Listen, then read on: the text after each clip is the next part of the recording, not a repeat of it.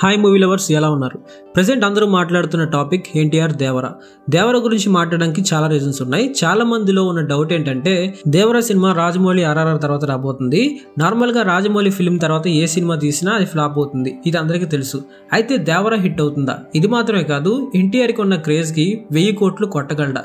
Already ఆచార్య లాంటి ఘోరమైన flop movie తర్వాత కొరటాల డైరెక్షన్లో దేవరా అంటే వర్కౌట్ అవుతుందా? హిట్ అవ్వకపోతే పరిస్థితి ఏంటి? ఎన్టీఆర్ ఫ్యూచర్ ఏంటి? ఇలాంటి ఎన్నో ఇంట్రెస్టింగ్ విషయాలు చాలా క్లియర్గా డిస్కస్ చేద్దాం. వీడియో స్టార్ట్ చేసే ముందు చిన్న రిక్వెస్ట్, చాలా మంది మన ఛానల్లో వీడియోస్ చూస్తున్నారు కానీ లైక్ చేయట్లేదు, సబ్స్క్రైబ్ చేసుకోవట్లేదు. సో ప్లీజ్ వీడియోస్ని లైక్ చేయండి అండ్ ఛానల్ని సబ్స్క్రైబ్ చేసుకుని మీ సపోర్ట్ మాకు ఇవ్వండి. వీడియోలోకి వెళ్తే నెంబర్ 1 ఎస్ఎస్ రాజమౌళి. మనందరికీ బాగా తెలుసు, మన టాలీవుడ్లోనే కాదు, మన ఇండియాలోనే కాదు, మన వరల్డ్ వైడ్గా one of the best director SS Rajamouli గారు. తీసిన ప్రతి సినిమా డెఫినెట్గా బ్లాక్ బస్టర్ అవ్వాల్సిందే. రాజమౌళి గారితో సినిమా చేసిన తర్వాత ఏ హీరో రేంజ్ అయినా సరే మారిపోద్ది. అయితే మన రాజమౌళి గారితో సినిమా చేశాక నెక్స్ట్ ఏ డైరెక్టర్తో ఎంత మంచి సినిమా చేసినా అది ఘోరంగా ఫ్లాప్ అవుతుంది అనే టాక్ ఉంది.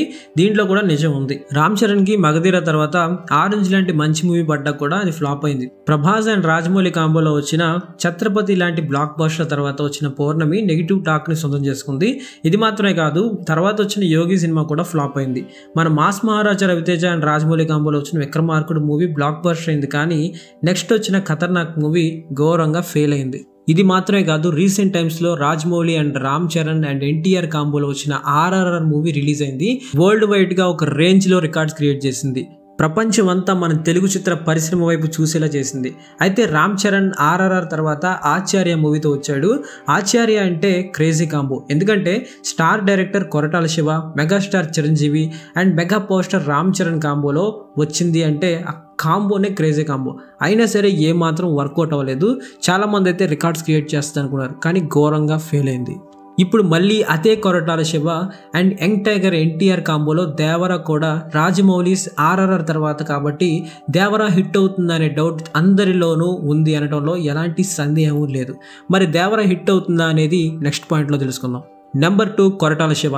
దేవరా హిట్ అవుతుందనే డౌట్కి ఒక కారణం కొరటాల శివ కూడా, ఎందుకంటే కొరటాల శివ డైరెక్షన్లో వచ్చిన ఆచార్య ఫెయిల్ అయింది.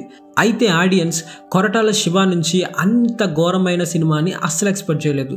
సో ఇప్పుడు ఎన్టీఆర్ దేవర విషయంలో న్యాయం చేయగలడా అని చాలా మందిలో డౌట్ ఉంది. అయితే మీకు ఇక్కడ ఒక విషయంలో క్లారిటీ ఇవ్వాలి. డైరెక్టర్ కొరటాల శివ ఆచార్య విషయంలో ఫెయిల్ అయ్యాడు, ఇది నిజమే. కానీ ఇక్కడ మీరు ఒక విషయాన్ని గుర్తుపెట్టుకోవాలి, Koratala great director. Koratala past movies చూస్తే మీకు అర్థం అవుద్ది.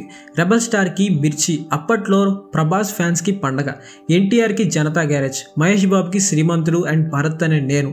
ఈ సినిమాలు ఏ రేంజ్లో హిట్ అయ్యాయో మీ అందరికీ బాగా తెలుసు. ఒక్క సినిమా ఫెయిల్ అయినంత మాత్రాన కొరటాల పని అయిపోయిందని కాదు. కొరటాల దేవర విషయంలో చాలా కేర్ తీసుకుంటున్నాడు. కళ్యాణ్ రామ్ ఒకసారి ఇలా చెప్పాడు, లేట్ అయినా కూడా మంచి సినిమా ఇస్తాం, క్వాలిటీ ఉన్న సినిమాని ఇస్తాం అని చెప్పాడు. సో ఈ పాయింట్స్ చూసినప్పుడు దేవరా హిట్ అయ్యే ఛాన్సెస్ ఉన్నాయని అనిపిస్తుంది. Number 3 NTR craze. ఎన్టీఆర్ నక్కతోక తొక్కాడేమో అనిపిస్తుంది, ఎందుకంటే ఆర్ఆర్ఆర్ తర్వాత యంగ్ టైగర్ ఎన్టీఆర్ క్రేజ్ అమాంతం పెరిగిపోయింది. ఒక్కసారిగా దేశం అంతా ఎన్టీఆర్ గురించి మాట్లాడింది. అయితే ఇప్పుడు ఎన్టీఆర్ పేరు మరింతగా వినపడడానికి రీజన్ మాత్రం వార్ 2లో ఎన్టీఆర్ యాడ్ చేయడం. ఇది నిజంగా వేరే లెవెల్ హై మూమెంట్. అయితే ఇక్కడ వార్ 2 యాడ్ చేయడం వల్ల ఎన్టీఆర్కి బెనిఫిట్ ఏంటంటే బాలీవుడ్లో ఆల్రెడీ ఎన్టీఆర్కి ఉన్న క్రేజ్ ఇంకా పెరుగుతుంది. ఈ క్రేజ్ అనేది దేవర విషయంలో బాగా హెల్ప్ అవుతుంది, ఎందుకంటే వార్ 2కి బాలీవుడ్లో బాగా క్రేజ్ ఉంది. అప్పట్లో హృతిక్ రోషన్ అండ్ టైగర్ ష్రాఫ్ కాంబోలో వచ్చిన వార్ని 170 కోట్లు పెట్టి ప్రొడ్యూస్ చేస్తే దాదాపు 475 కోట్లు కలెక్ట్ చేసింది. అయితే ఇప్పుడు వార్కి సీక్వెల్గా వార్ 2 అండ్ దాంట్లో హృతిక్తో పాటు మన యంగ్ టైగర్ ఎన్టీఆర్ అంటే మామూలుగా ఉండదు. మరి ఈ కాంబోనే వేరే లెవెల్ హై ఇస్తుంది. డెఫినెట్గా ఈ క్రేజ్ అనేది దేవరా విషయంలో అండ్ దేవరా కలెక్షన్స్ విషయంలో అండ్ ఓపెనింగ్స్ విషయంలో కూడా బాగా హెల్ప్ అవుతుంది. దీంట్లో ఎలాంటి డౌట్ అక్కర్లేదు. సో అందుకే అన్న ఎన్టీఆర్ నక్కతోక తొక్కాడేమో అని. Number 4 concept of Devara. ఈ రోజుల్లో ఆడియన్స్ మైండ్ సెట్ పూర్తిగా మారిపోయింది. ఆడియన్స్ హీరోకి అండ్ స్టార్డమ్ కంటే కంటెంట్కి, స్టోరీ టెల్లింగ్కి ఎక్కువ వాల్యూ ఇస్తున్నారు. రీసెంట్ టైమ్స్లో మనం చాలా చూసాం. న్యాచురల్ స్టార్ నాని నుంచి వచ్చిన దసరా కూడా ఒక different concept and new type of story telling కూడా ఉంటుంది.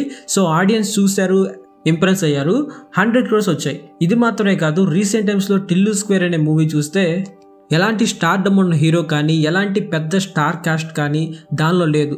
అయినా సరే టిల్లు స్క్వేర్కి 100 crores వచ్చాయి.